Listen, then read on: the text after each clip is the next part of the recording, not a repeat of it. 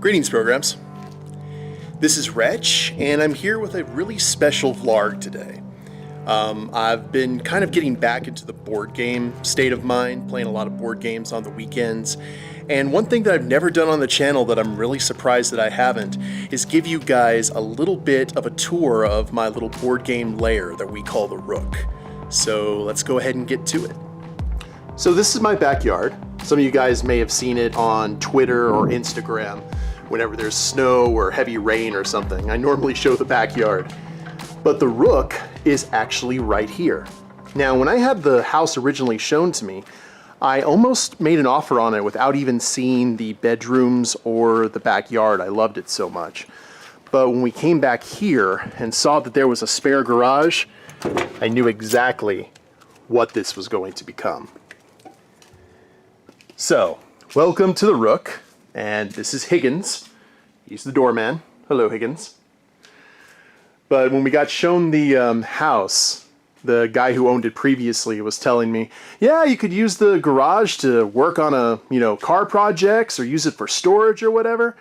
And I was like, oh, I have a pretty good idea about what I'm going to be doing with it.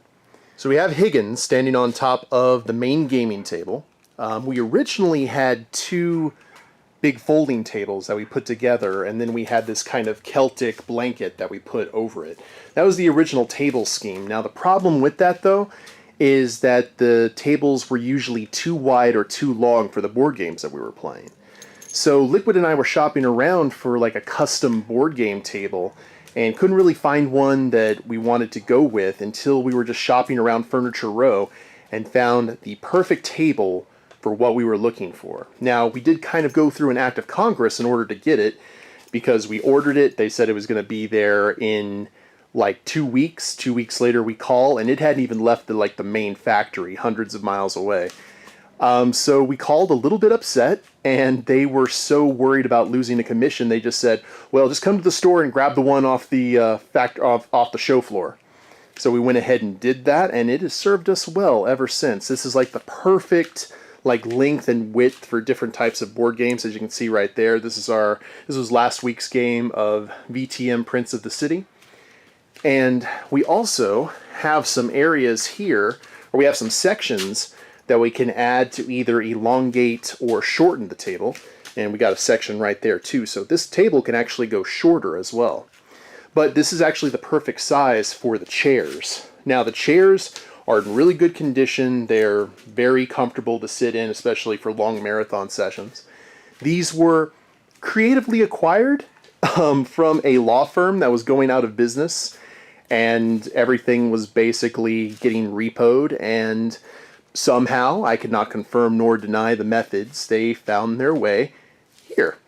So they have served us very well. It's infinitely better than using the steel folding chairs. So yeah, lots of good times have been had here, either tabletop or RPG. Now, one of the reasons I really wanted to have this kind of space was because I was developing a little bit of a problem where I lived previously. I was starting to just hoard board games, and I didn't have anywhere to put them. So having this and having these racks here that were already installed were very, very helpful. And as you can see here, I have a pretty large list of board games. I think last time I counted it was in the 80s. But yeah, all different types of genres and subject matters. Got Villainous, Fortune and Glory, Luchador Dice, Boss Monster, which some folks at ELU would probably recognize. Got Gloom, card games, big box games, puzzle games, the kind of RPG style games. Goes on and on and on, including my personal favorite, which is Fury of Dracula. That is an amazing game that I highly recommend. The couch here was donated by my LARPing friend Domino. She was getting rid of a couch, and I was just like, hey, I have need of one. So when we have multiple people in here than just the folks playing board games, they can go ahead and chill out and feel comfortable. These are clipboards and cup holders. The cup holders are for the table, of course. The clipboards are for our tabletop campaign. I think those are VTM 3rd edition sheets. Yep, those are 20th anniversary sheets. Over here, I just found a really cool old school Joker sign that I wanted to go ahead and put up. Up here is a lot of stuff that you're going to see here. You're kind of probably curious as to what it is. This is also kind of the trophy room for LARPing.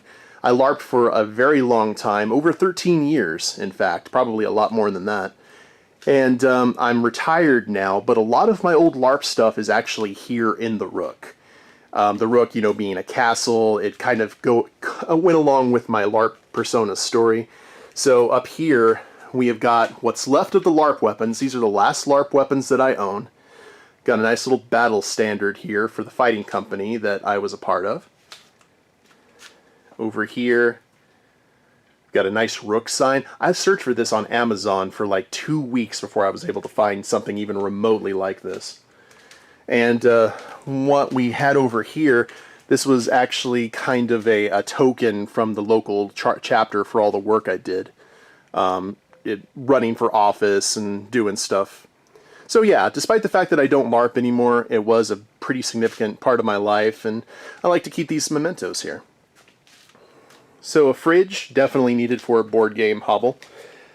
This was actually left to us by the previous owner. He was like, oh, you guys can go ahead and keep it. So drinks always stored there. Got a nice little collection of magnets here. Game of Thrones, Batman, Darth Vader, you know, things of that nature. I do need to get more magnets, though. Those empty spaces are bugging me. Because we're out here away from the house, obviously we don't have central air or heating, so we have a lot of heaters and fans, so we can come in here and play regardless of the time of year. This television over here, I'm seriously considering getting rid of all this and getting 1 or 2 of the 1-Up arcade machines and actually putting them along here. This table was used to build LARP weapons, and since I don't really do that anymore, we can make room for something else. But we were thinking about using this TV to like hook up, and internet connection is kind of crap here because it is like a metal building. But we were going to have like tutorials and stuff for board games and maybe have music going or something like that. But we can do that with our phones and laptops, so it's not that big of a deal. But that's what I'm imagining, is having some old school arcade games here. And the 1-Up arcade games are pretty slick. Some heaters and fans. Now over here is my actual, like, hey, I have a backyard. Here's backyard gardening stuff, so we can go ahead and ignore that. These are board games that have actually been lent out by some of my friends, so we play these from time to time. Shadows over Camelot is a great game. Some of them we have not played yet, but I kind of put them over here so they don't get lost amongst my collection, so they don't go missing suddenly if someone has to move or anything like that. Now over here, we've got a few like 2-player solely games. Cathedral is a really cool game. I suggest checking that out. Got a bunch of different chess sets here. Actually, there's something I want to show you because I find it quite interesting. This is a custom chess set of like light and dark pieces, and here is Team Evil. But the thing I want to show you, it's like we've got the rooks, the knights, the pawns represented by gargoyles. The light side, the good guys, are right over here. They're all what you expect. You know, you got your queen and king. But you've got your bishops and 2 kings. So evil is a same-sex relationship, which is very progressive for the dark side, I suppose. But I always got a kick out of that. And then over here we have the collection of board games. These are to be played. These are some of the big box games that we know are going to take a long time, like Big Trouble in Little China, which I really want to check out, Star Wars Rebellion, Ikusa, which is like a feudal samurai game, Cthulhu Wars. These are all things that we will eventually play when we have time, but we're just kind of waiting for that the proper moment, I guess. Reading programs right here. I wanted to get a chalkboard because when we did any kind of tabletop RPG, that we would have some visual aids so we could map out where we were on the board or anything like that for a quick reference for the players. And speaking of tabletop RPGs, in here we've got a grid map for miniatures for Dungeons and Dragons or whatever have you. Then below here, something that's very near and dear to my heart, this was my brother's original Castle Grayskull that kind of got handed off to me, and I've kept this thing forever because it was such a huge part of my childhood.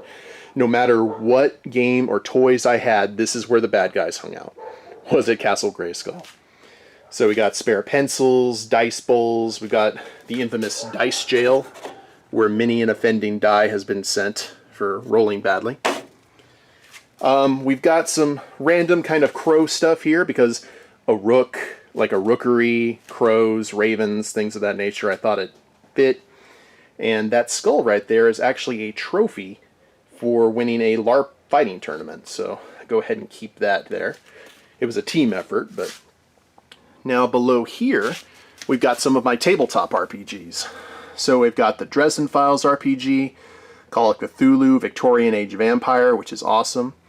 VTM 5th edition, 20th anniversary edition, some random clan books and such. Obviously, I need to dust this. And then over here, I think I have Fiasco and Starfinder, which is a science fiction version of Pathfinder, and D&D 5th edition. And then down here, we have random character sheets and knickknacks and things if you want to sketch out your character.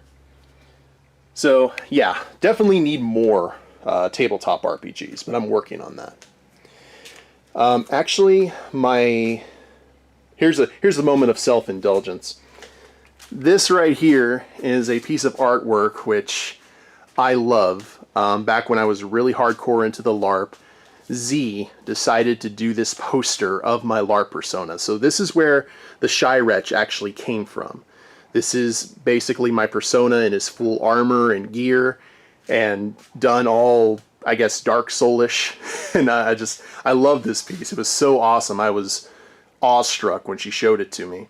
And that garb is actually underneath this blanket, because I can't find the top to this box. But yeah, all of that garb right there is actually right down here into this tote.